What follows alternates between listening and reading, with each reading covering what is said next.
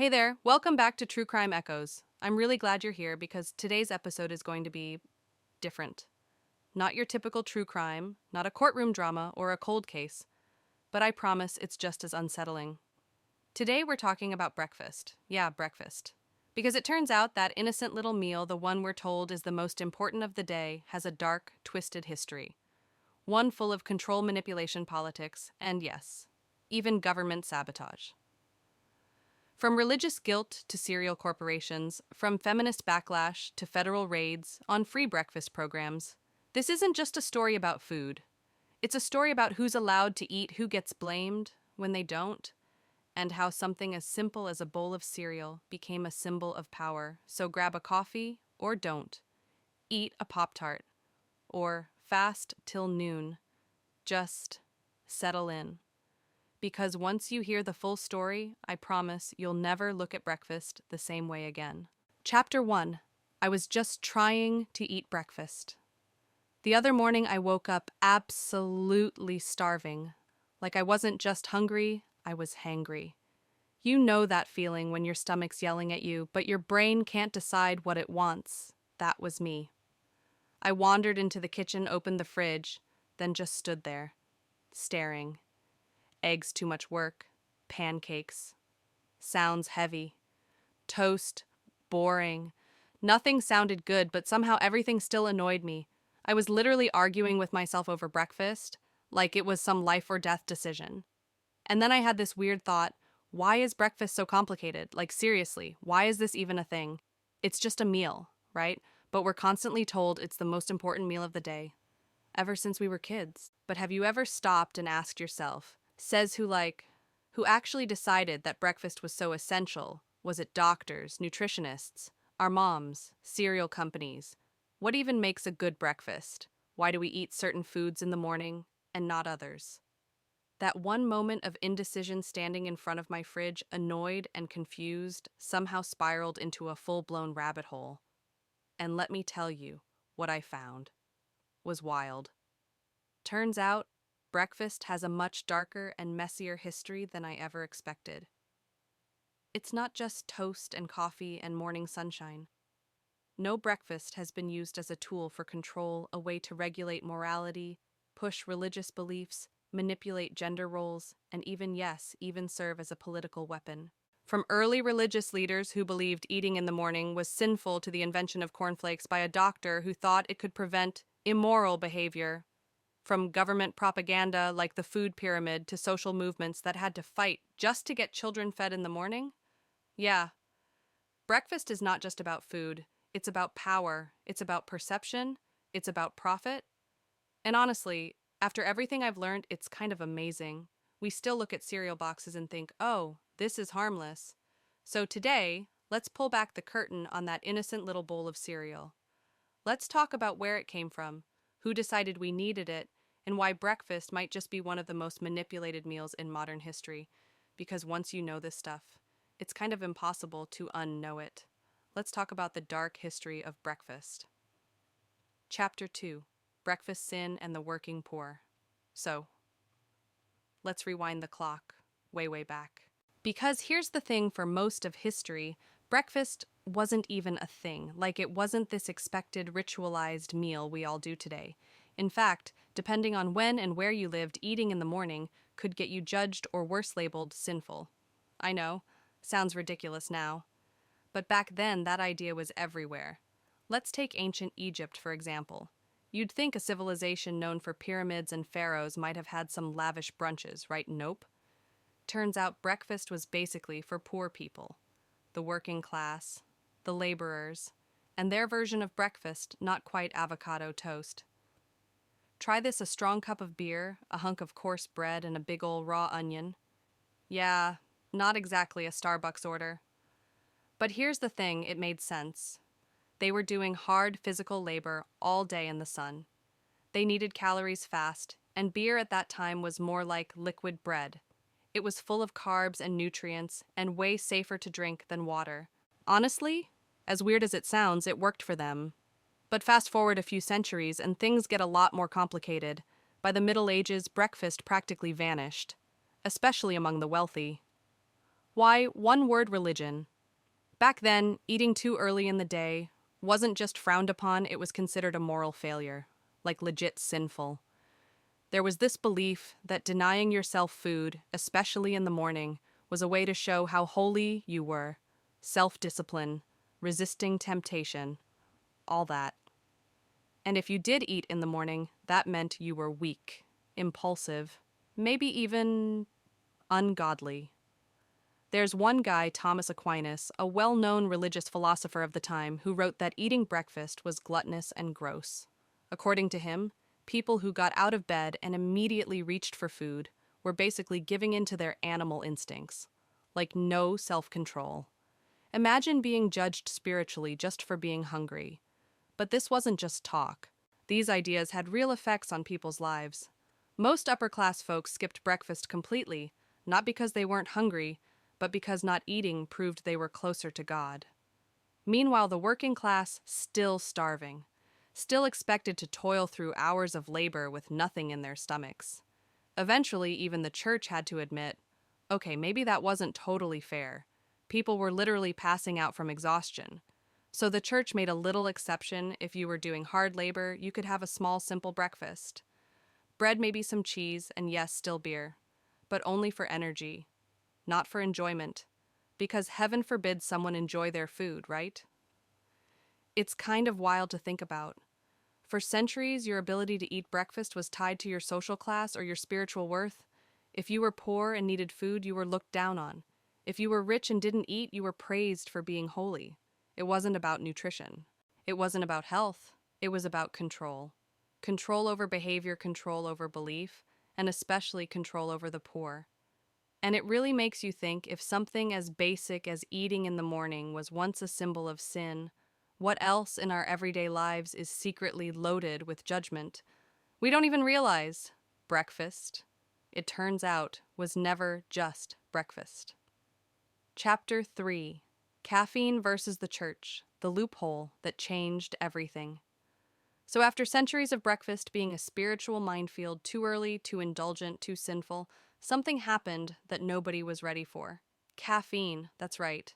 Coffee, tea, and yes, even hot chocolate. By the late 1600s, global trade was booming.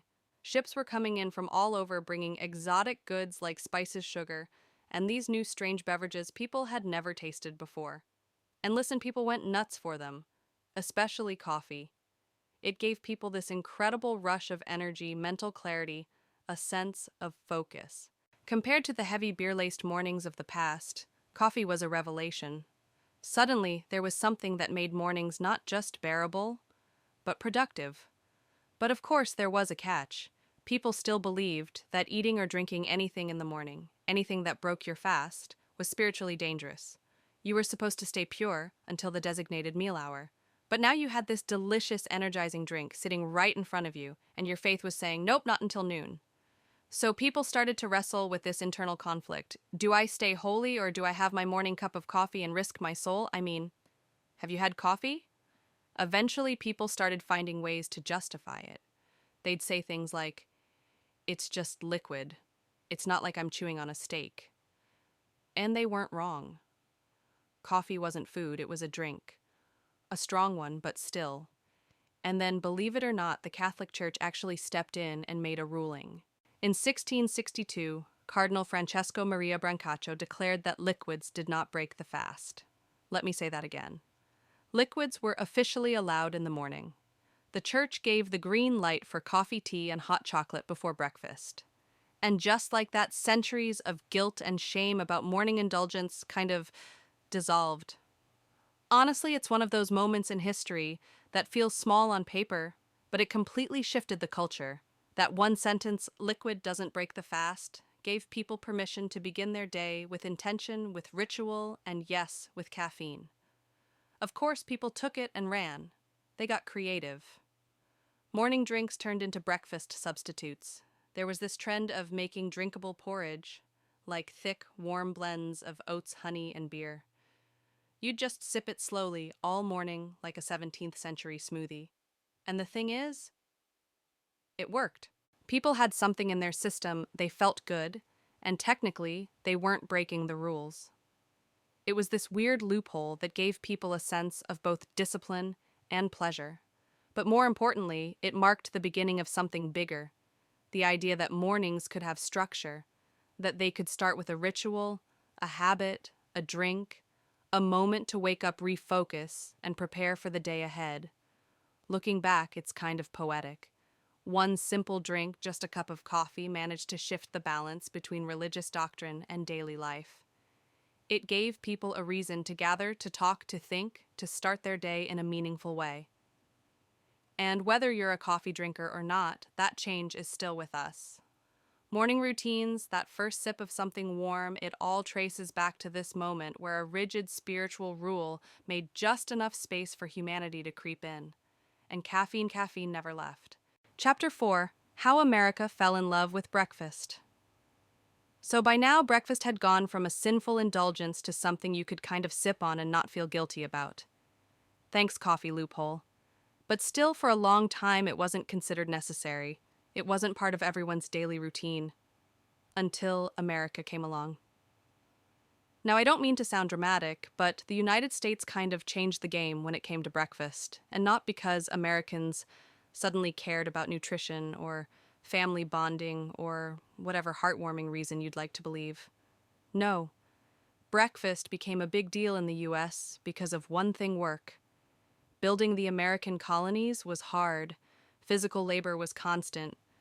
People were farming, constructing, hauling, cooking, fighting, surviving, and they needed fuel to do that, preferably before sunrise. But here's the twist: there wasn't time for lunch. Most workers, whether they were farmers, blacksmiths, merchants, or even early factory laborers, didn't get a break in the middle of the day. Lunch wasn't a guarantee, and dinner was too far away. So breakfast, something quick but filling, became essential. And that's how morning meals went from optional to non-negotiable. What's interesting is that this shift didn't come from religion or some cultural tradition. It came from the rhythm of the workday: survival, energy, routine. Breakfast started making practical sense, and doctors began taking note. Physicians in the 18th and 19th centuries started recommending breakfast as a way to strengthen the body and sharpen the mind. Which sounds super official until you look at what they were recommending. A healthy breakfast back then? It was wild. You'd see lists that included things like oatmeal toast, butter, ham, bacon, marmalade, maybe a poached egg, and of course coffee, tea, or hot chocolate. And that was just the working class version. If you were rich, you had all of that plus pancakes, sausages infused with sage sweet pastries, and a big pot of milky, sugary coffee. It was decadent. It was extravagant. It was breakfast as a status symbol. And as America grew, breakfast did too. Families started seeing it not just as fuel, but as a moment. A chance to gather around the table before everyone ran off to schoolwork or church. Some homes were even built with a designated breakfast room. Not a dining room, not a kitchen, a room just for breakfast. Imagine having that kind of time and space now. But still, there was something kind of beautiful about it. Breakfast became this little anchor in the day, a ritual that said, "We start together." It had gone from a forbidden luxury to a cultural norm. And just like that, breakfast stopped being about rules and restrictions and started being about rhythm, about family, about routine. But, and there's always a but, right? This wasn't the end of the breakfast story. Because just as people were settling into their new morning habits, a storm was brewing. A storm made of sugar advertising mass production and some really questionable health claims. Because breakfast was no longer just a meal. It was about to become a business. Chapter 5: Cereal Control and the Breakfast Lie. By the time breakfast had officially settled into the American household as this daily comforting ritual, you'd think the story might calm down. Like maybe now it was just about family or tradition or food. But no, because this is the part where breakfast gets weird, and it all starts with one man. Dr. John Harvey Kellogg. Yes, that Kellogg. As in Kellogg's cornflakes. As in the boxes sitting in your kitchen cabinet right now. Now, I'm not going to dive too deep into him in this chapter because, honestly, this guy deserves his own episode. But for now, here's what you need to know. Dr. Kellogg wasn't just a cereal inventor. He was a medical doctor, a religious extremist, and someone who deeply believed that most human suffering came from impure thoughts, specifically sexual ones. Yep, that's where this is going. Kellogg believed that bland food, flavorless, unexciting, practically joyless, could help curb unhealthy desires. And so he created cornflakes as a kind of moral medicine, not to feed the soul, but to tame it. And it worked. Not in the way he intended, maybe, but it sold. Cornflakes were cheap, easy to prepare, and lasted forever on a shelf. For the average family, that was a game changer. And here's where it gets even more interesting, because once cereal became popular, companies realized something: breakfast wasn't just a meal anymore. It was a market. Suddenly, breakfast wasn't about what you ate, but how it was packaged, sold, and advertised. And cereal was the perfect product. Lightweight, long shelf life, colorful branding, easy enough for a 5-year-old to pour. And then someone had a genius idea. What if we don't sell it to parents? What if we sell it to kids? Enter the golden era of cereal box marketing. Toy surprises inside the box, cartoon mascots, sugar-coated everything. The goal: hook kids while they were young. Get them to want it, to beg for it. And it worked. You couldn't walk down a cereal aisle without being attacked by color and characters screaming at you from every direction. Tony the Tiger, Toucan Sam, the Trix Rabbit. They weren't just mascots. They were salespeople with Saturday morning cartoons as their platform. By the 1950s and 60s, cereal had become the breakfast of choice for American families, not because it was healthy, not because it was filling, but because it was fast, fun, and addictive. And let's not forget loaded with sugar. But here's the scary part: people didn't really know. There wasn't the same kind of nutrition labeling we have now. Most people just trusted the box. If it said part of a balanced breakfast, then, hey, it must be good, right? And if the cartoon tiger told you it was great, you didn't question it. It's wild to think that a food originally invented to suppress desire became one of the most aggressively marketed products in American history. And all it took was a shift in perspective: treat children like consumers and breakfast like a business. And in doing so, cereal companies created a whole new type of loyalty. Not just to the product, but to the idea.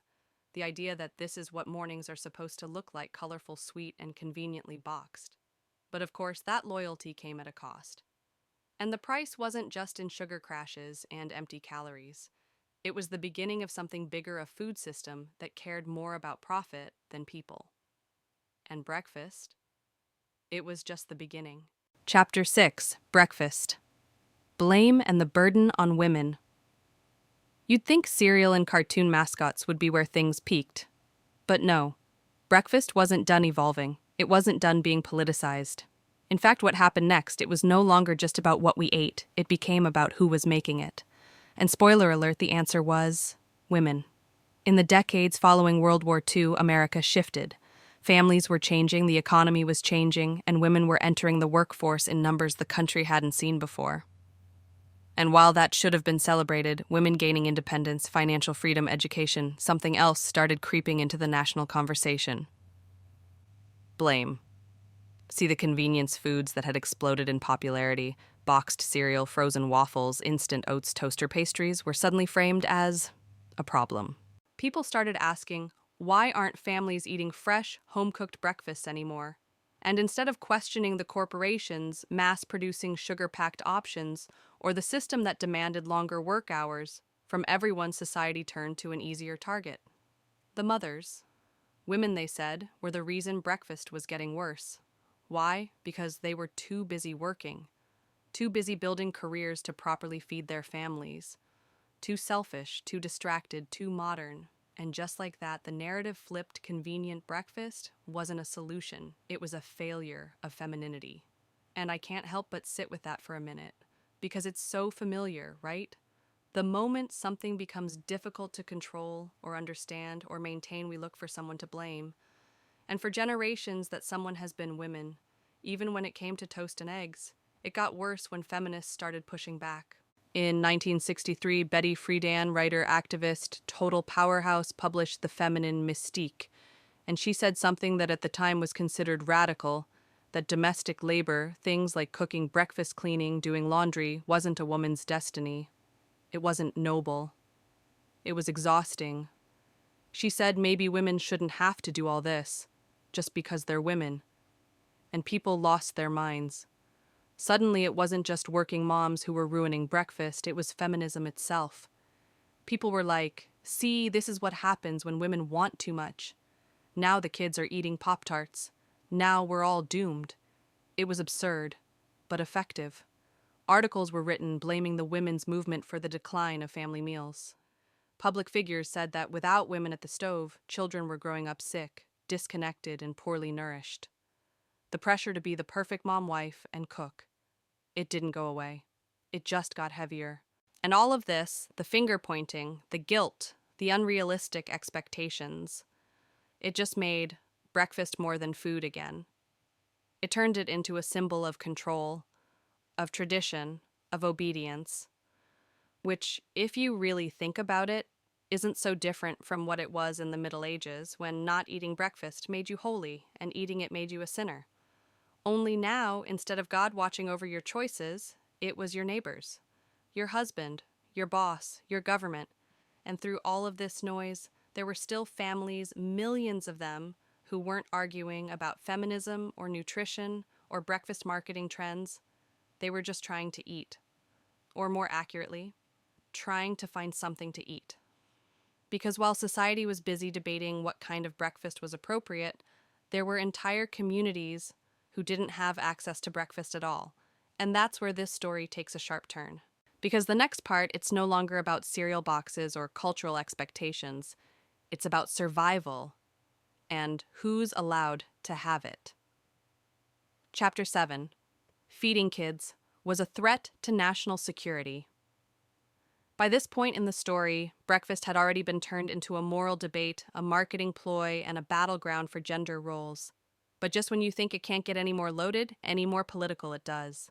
Because now breakfast becomes dangerous. And not because of sugar, not because of preservatives, but because of who was serving it and why. Let's talk about the Black Panther Party. Now, most people have a very specific image that comes to mind when they hear that name, usually shaped by headlines, textbooks, or fear-based media coverage from the past. But here's the part they didn't teach us in school. The Black Panthers weren't just protesting. They were feeding people. In 1969, the party started a free breakfast program in Oakland, California. They noticed that children in low-income Black neighborhoods were going to school hungry, and obviously they couldn't concentrate, they were falling behind, and no one seemed to care. So the Panthers stepped in, on their own, no funding, no government support. Just community members, volunteers, and donations from local grocery stores. They bought food, they cooked it, they served it.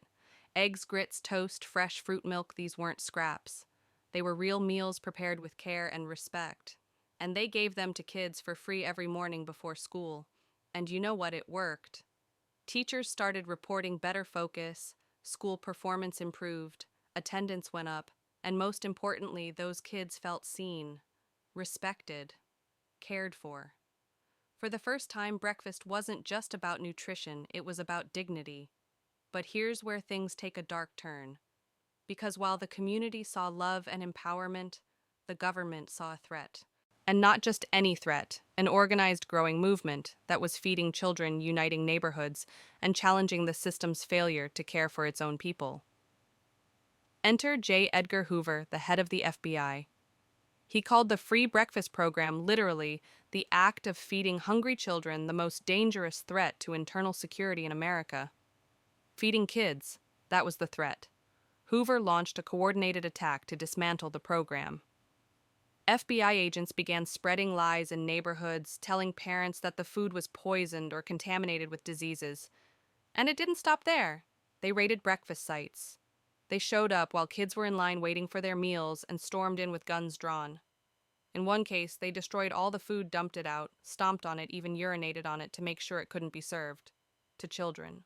It's hard to wrap your head around that, right?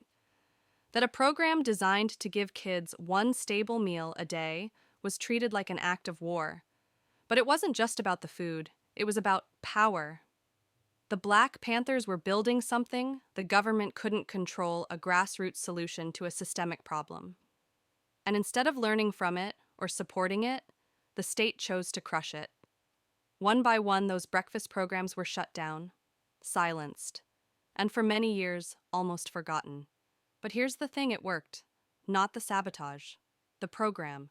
It worked so well that eventually the US government had no choice but to step in and create their own version.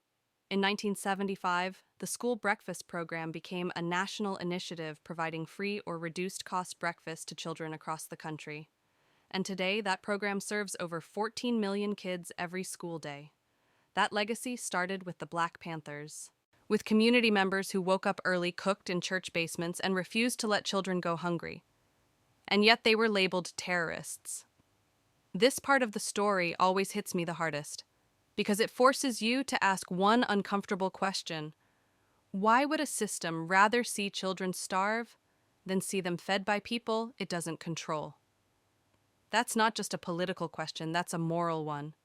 And it's why the history of breakfast is so much more than toast and cereal.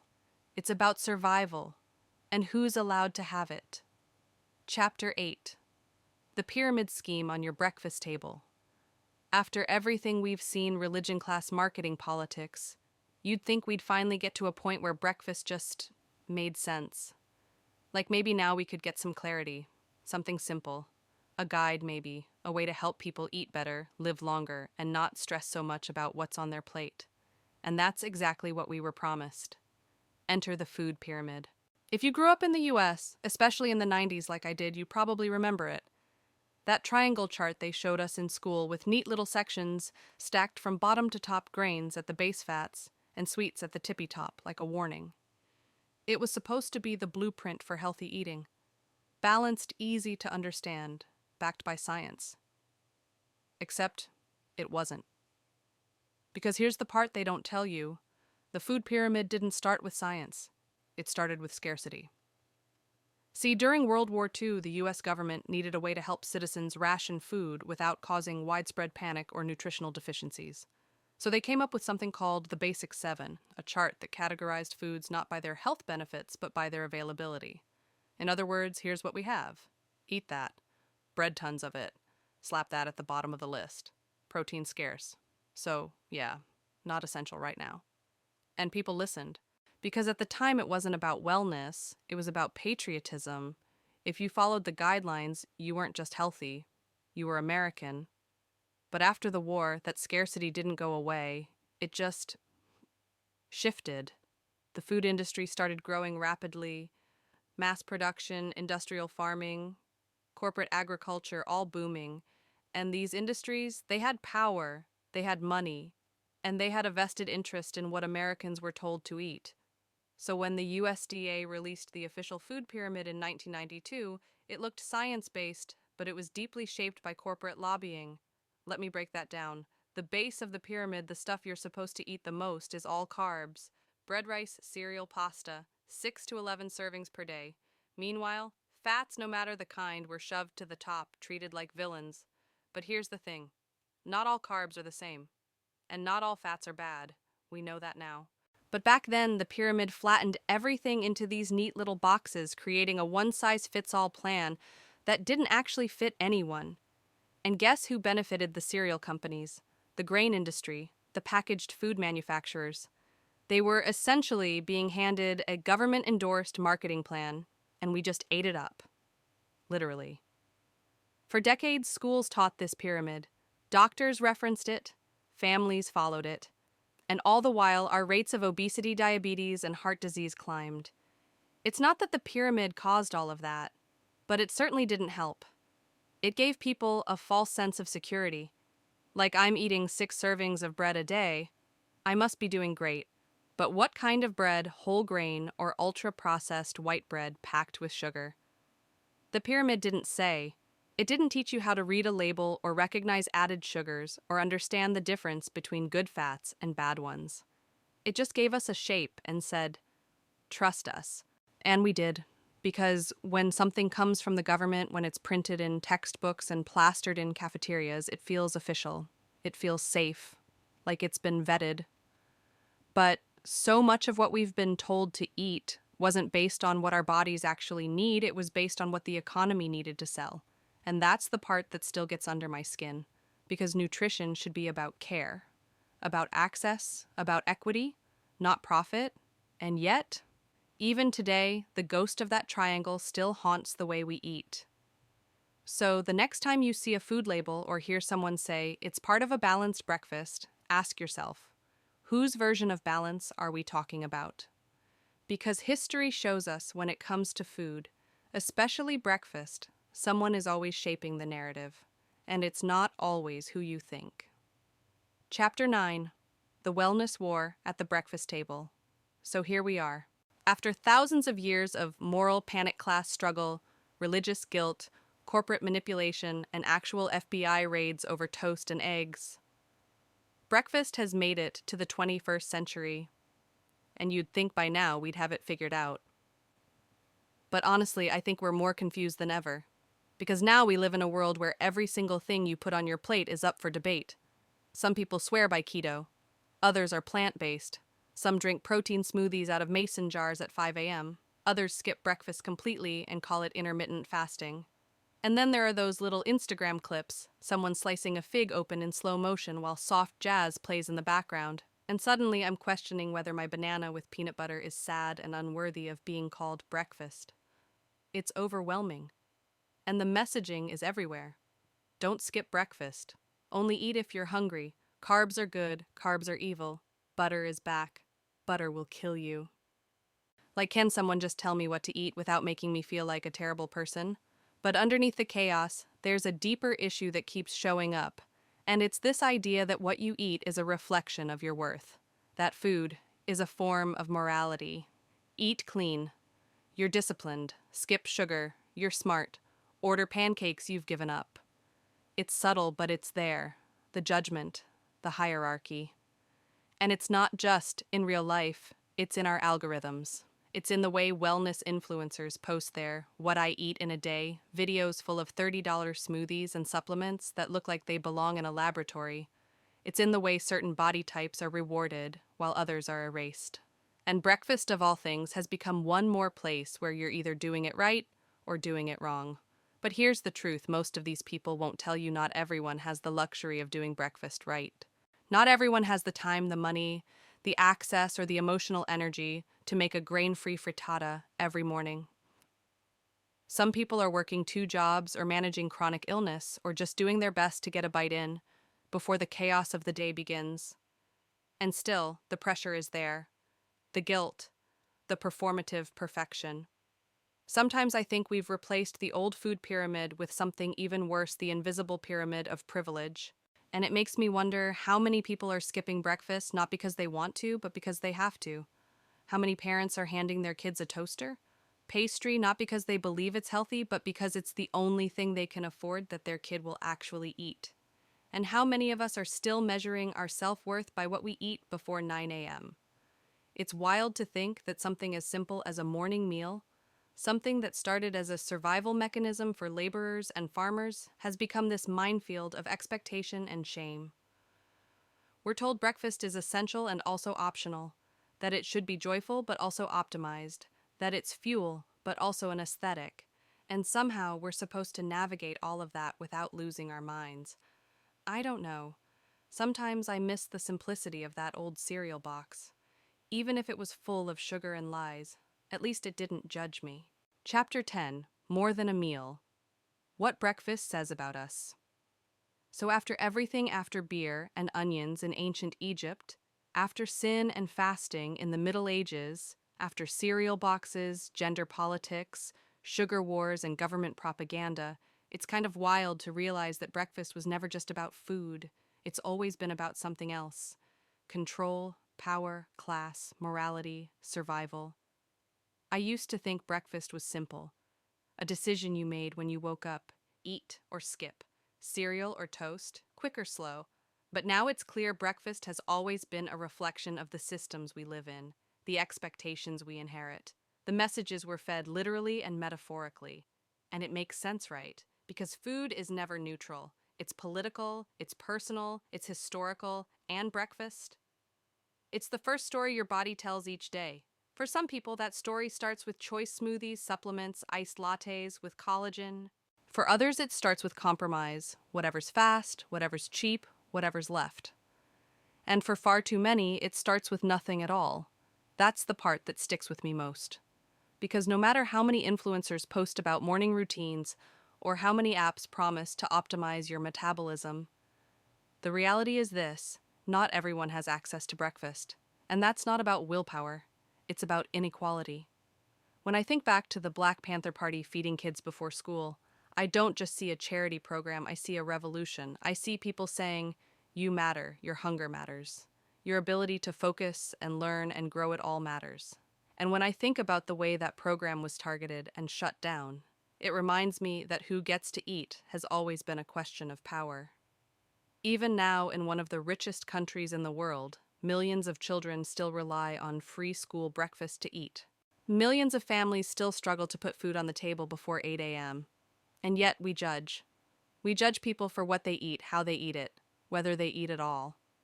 We watch TikToks of $20 avocado toast, then shake our heads at someone using a food stamp card to buy Pop-Tarts. We say breakfast is the most important meal of the day, but we don't make sure everyone can actually have one. So, what are we really saying? Maybe breakfast isn't about what's on the plate. Maybe it's about who's allowed to have a plate in the first place. And honestly, after digging through all this history, the religion, the marketing, the science, the shame, I've stopped looking at breakfast as just a personal decision. Because it's not. It's a mirror. It reflects everything: our values, our systems, our blind spots. So now when I stand in front of my fridge, hungry and indecisive and frustrated, I try to remind myself, this isn't just about me. It's about how far we've come. And how far we still have to go. Because breakfast? It's never just breakfast, it's a story about who we are and who we're willing to care for. So, what do we take away from all this? That breakfast has never just been about toast or eggs or cereal. It's been about control. About who gets to eat, who decides what's right, and how much shame we can pile on a plate before it becomes too heavy to carry. And honestly, in a world where so many people still don't have access to something as basic as a morning meal, maybe the real question isn't, what should I eat for breakfast? Maybe it's, why are we still okay with some people starting their day on empty? If this episode got you thinking even just a little, I'd love to hear your thoughts. Drop a comment, share your own breakfast story, or tell me, what do you eat in the morning and what does it mean to you? If you're new here, hit that subscribe button. We dive into stories like this every week where history and justice and everyday life collide in ways that are more connected than they seem. Until next time, stay curious, stay critical, and as always, thank you for listening to True Crime Echoes.